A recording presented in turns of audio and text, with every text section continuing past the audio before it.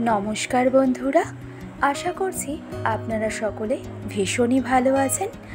আজ আমি আপনাদের সাথে শেয়ার করব ডিমের একটি নতুনত্ব স্ন্যাক্সের রেসিপি, যেটা বাড়িতে বানিয়ে নেওয়া যেমনই সহজ তেমনি খেতেও হয়ে থাকে দুর্দান্ত। আমাদের আজকের রেসিপি এগ ললিপপ। তো এই এগ ললিপপ বানাতে আমাদের কী কী লাগছে সেটা দেখে নিই।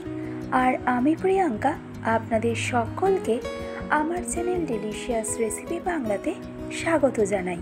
তো এগ ললিপপ তৈরি করতে আমি নিয়ে নিয়েছি 3টে ফুল বয়েল ডিম। এবারেই ডিমটাকে সবার প্রথমে একটা গ্রেটারের সাহায্যে হালকা হাতে একটু গ্রেট করে নেব।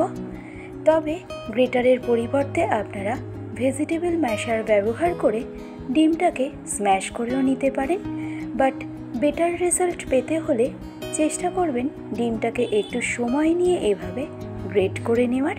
তো সবগুলো ডিম গ্রেট করে নেওয়ার পর এবার বাইন্ডিংয়ের জন্য একটা মিডিয়াম সাইজের ফুল বয়েল আলু নিয়ে আলুটাকেও একইভাবে গ্রেট করে নেব।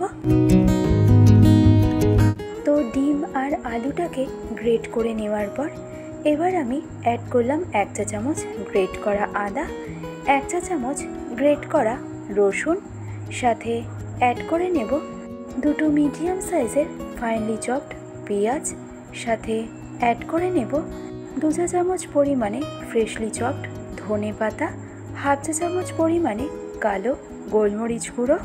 নেক্সট অ্যাড করব 1/2 চা চামচ পরিমাণে বিট নুন, সাথে অ্যাড করে নেব 1/2 চা চামচ পরিমাণে রেগুলার সল্ট, ঝালের জন্য কুচানো কাঁচা লঙ্কা, সাথে অ্যাড করে নেব 1/2 চা চামচ পরিমাণে চিলি ফ্লেক্স। নেক্সট এরকম একটা চিজের কিউব নিয়ে চিজটাকে গ্রেট করে দিয়ে দেব। আমি এখানে আমুলের যে প্রসেস চিজটা থাকে সেই চিজটাই ব্যবহার করেছি। চাইলে আপনারা এখানে মোজরেলা চিজও ব্যবহার করতে পারেন। তো চিজটাকে ভালো করে গ্রেট করে নেওয়ার পর এবার আমি অ্যাড করব 1 চা চামচ পরিমাণে টমেটো কেচাপ, সাথে অ্যাড করব একটা স্পেশাল ভাজা মশলা।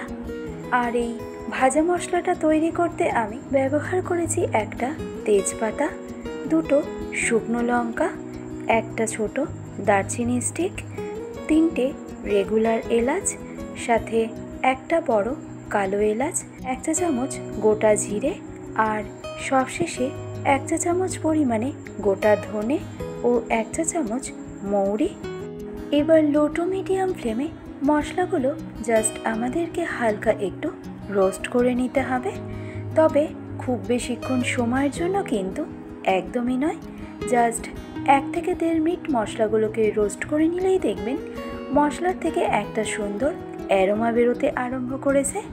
আর ঠিক এই স্টেজেই ফ্লেমটাকে অফ করে দিয়ে মশলাগুলোকে একটা ব্লেন্ডিং জারের মধ্যে ট্রান্সফার করে নেওয়ার পর মশলাগুলো যখনই খুব ভালো করে ঠান্ডা হয়ে যাবে তখনই এই মশলাগুলোর থেকে একটা পাউডার পেস্ট করে নিলেই এগ ললিপপের জন্য প্রয়োজনীয় ভাজা মশলা কিন্তু আমাদের একদম রেডি।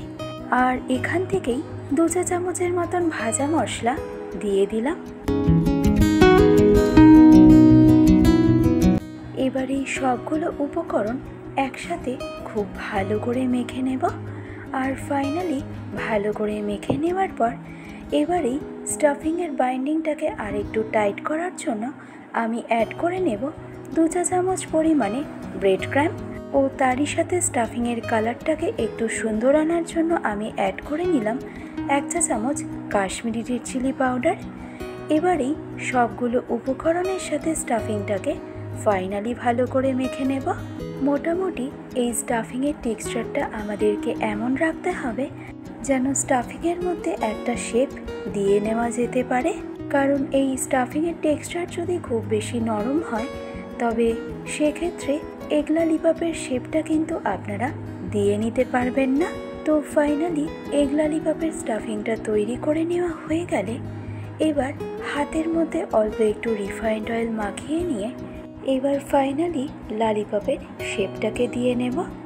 হাতের তালুতে তেল মাখিয়ে নেওয়ার কারণে দেখবেন ললিপপের শেপটা দেওয়ার সময় স্টাফিংটা হাতের মধ্যে লেগে যাবে না। তো সবার প্রথমে অল্প একটু স্টাফিং নিয়ে সবার প্রথমে স্টাফিংটার মধ্যে ঠিক এরকম একটা চ্যাপ্টা শেপ দিয়ে নিতে হবে। আর তারপর একটা আইসক্রিমের স্টিক নিয়ে তার মধ্যে একটা চিজের স্লাইস এভাবে রেখে এবার আইসক্রিম স্টিকটাকে স্টাফিংয়ের ঠিক সেন্টারে রেখে স্টাফিংটাকে দিয়ে আইসক্রিম স্টিকটাকে খুব ভালো করে আমাদের মুড়ে নিতে হবে। আর তারপর ফাইনালি দু হাতের সাহায্যে এগ ললিপপের শেপটাকে দিয়ে নিতে হবে। তো দেখুন একদম পারফেক্ট ললিপপের শেপ কিন্তু চলে এসেছে। তো তাহলে আমাদের এখানে একটা ললিপপ তৈরি করে নেওয়া হয়ে গেল। আর এই একইভাবে আরও একটা ললিপপ আপনাদেরকে তৈরি করে দেখিয়ে দিচ্ছি। আর যতগুলো ললিপপ আপনারা তৈরি করবেন চেষ্টা করবেন প্রত্যেকবারই হাতের মধ্যে অল্প করে একটু রিফাইন্ড অয়েল মাখিয়ে নিতে। এতে দেখবেন ললিপপের শেপটা যেমন পারফেক্ট দিয়ে নেওয়া যাবে, তেমনি স্টাফিংটাও কিন্তু হাতের মধ্যে লেগে যাবে না। তো আমার একইভাবে আরও একটা ললিপপ তৈরি করে নেওয়া হয়ে গেল। আর এই একইভাবে আমি বাকি ললিপপগুলোকেও তৈরি করে নিয়েছি। এবার নেক্সট একটা ডিশের মধ্যে আমি নিয়ে নেব 1.5 চা চামচ কর্নস্টার্চ ও সাথে 1 চা চামচ পরিমাণে ময়দা। আর তাতে অ্যাড করব 1/2 চা চামচ কালো গোলমরিচ গুঁড়ো ও অল্প পরিমাণে নুন। এবার এই সবগুলো উপকরণ ময়দা ও কর্নস্টার্চের সাথে ভালো করে মিশিয়ে নেব। এছাড়াও আমি একটা বোলের মধ্যে নিয়ে নেব 2টো ডিমের সম্পূর্ণ অংশ। আর তাতে অ্যাড করব অল্প পরিমাণে নুন ও 1/2 চা চামচ পরিমাণে ব্ল্যাক পেপার। এবার এই ডিমটাকে খুব ভালো করে বিট করে নেব। এছাড়াও অন্য একটা ডিশের মধ্যে আমি নিয়ে নেব পরিমাণ মতো ব্রেড ক্রাম্ব। তবে এখানে চাইলে আপনারা প্যানকো ব্রেড ক্রাম্বও ব্যবহার করতে পারেন। তো এই 3টে সেট আপ করে নেওয়ার পর এবার ফাইনালি ললিপপগুলোকে কোট করে নেব। আর তার জন্য একটা ললিপপ নিয়ে সবার প্রথমে ললিপপটাকে ময়দা ও কর্নফ্লাওয়ারের মিক্সচারটা দিয়ে কোট করে নেব। আর তারপর এর মধ্যে থেকে এক্সট্রা ময়দা ও কর্নফ্লাওয়ারটা ঝেড়ে নিয়ে ললিপপটাকে আমি কোট করে নেব ডিমের গোলাতে। আর ফাইনালি ডিমের গোলাতে ললিপপটাকে কোট করে নেওয়ার পর এবার ললিপপটাকে আমি কোট করে নেব ব্রেড ক্রাম্ব দিয়ে। তো আশা করছি আপনাদের বুঝতে কোথাও কোনো রকম সমস্যা হয়নি। আর এইভাবে প্রথম কোটিংটা কমপ্লিট হয়ে গেলে এবার সেকেন্ড কোটিংয়ের জন্য ললিপপটাকে আবারও আমি কোট করে নেব ডিমের গোলাতে। আর ফাইনালি ডিমের গোলাতে কোটটা করে নেওয়ার পর এবার ব্রেড ক্রাম্ব দিয়ে ফাইনালি ডিমের ললিপপটাকে কোট করে নেব। চেষ্টা করবেন ডাবল কোটিংই করে নেওয়ার, এতে ললিপপগুলো ফ্রাই করার সময় ভেতরের স্টাফিংটা বেরিয়ে চলে আসবে না। তো দেখুন ডিমের ললিপপ কিন্তু আমাদের একদম রেডি। আর এই একইভাবে বাকি ললিপপগুলোকেও আমি তৈরি করে নেব।